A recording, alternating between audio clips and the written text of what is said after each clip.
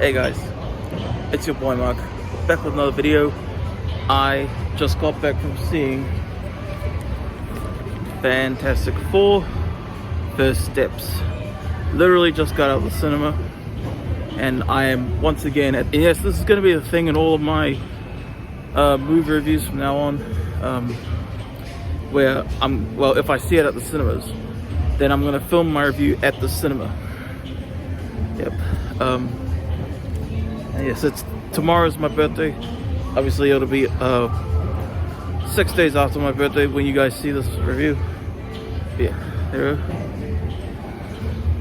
24th September. Yep.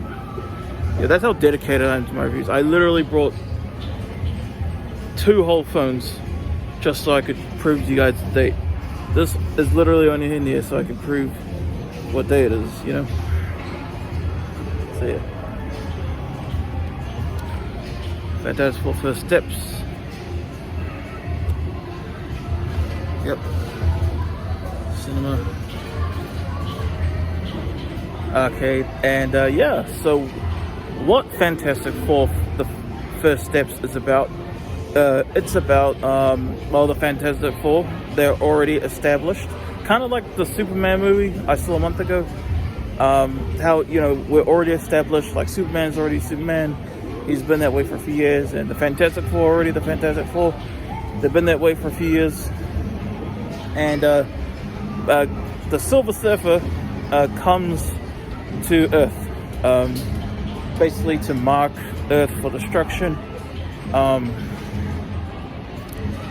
and to warn ahead of time of Galactus's arrival. Galactus wants to devour the planet Earth. Well, he needs to devour, because that's how he survives and all that, obviously, if you know the character of Galactus.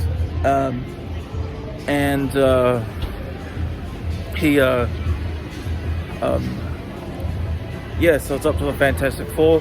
They have a choice, the Fantastic Four. Basically, like, give up, because in this movie, Sue, Invisible Woman, is pregnant with Franklin Richards, but Galactus says, "Hey, I want your child. If you give me your child, I will spare the planet. I will spare Earth." You know. But obviously, the Fantastic Four don't want to do that. But they also don't want to, thingamajig with the. They don't want to put the planet at risk either. They're like, hey, we're a family, we're gonna try and, fix this and all that.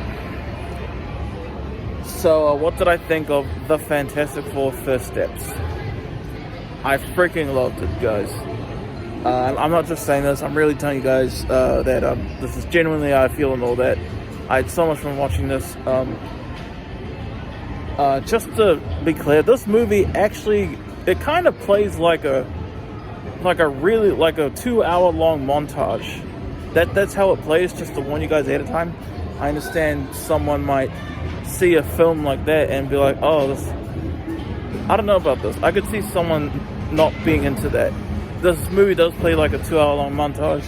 We get even as soon as it starts, we're introduced to the Fantastic Four, and it's like we always like cut away to like news, like clips of the Fantastic Four in the news and all that, and that happens throughout the movie, so it does feel like a super long montage video. So you might not be into that if you haven't seen this film yet. You very well could have by now.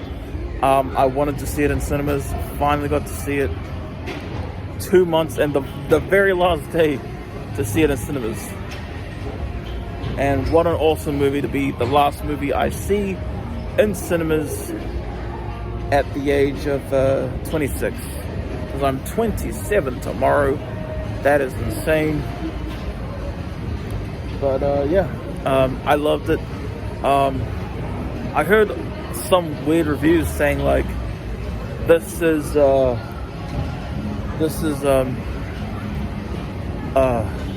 like saying like I was disappointed with these versions of the characters. I love these versions of the characters. I love The Thing. I love this version of Human Torch, played by Joseph Quinn. I love Reed Richards. I love Invisible Woman. That guy just looked at me. There's a guy in front of me. Anyway. Honestly, yeah, best Fantastic Four movie of all time, in my opinion. Because I did think, wow, this is gonna. And yes, I know I'm driven by nostalgia. I am driven very much by nostalgia. So I love the original film from 2005. I saw that in cinemas. I also saw Rise of the Silver Surfer in cinemas. I didn't see the 2015 Fantastic Four in cinemas. I was so upset a decade ago when I saw the horrible reviews for Fantastic. That was dog water, bro. That movie sucked ass. Holy crap. But 10 years later, took 10 years for another Fantastic Four movie to come, and it's part of the MCU. But I love that Galactus is awesome too. He's not in it a whole lot, and usually I'll complain about the lack of screen time for a character I love. Here it works. He really only shows up in 2 scenes throughout the whole movie, but they're really all you need, because the first one is just when they meet Galactus for the first time, and the second one is obviously the final fight at the end. But you feel Galactus's presence throughout. Once, news breaks to Earth and all that stuff, it's like, oh shit, and you feel his presence. He was cool as hell, he was scary as hell, and I loved him. And loved the Fantastic Four. Maybe one day I'll do a ranking of like every Fantastic Four portrayal, like every Reed Richards portrayal.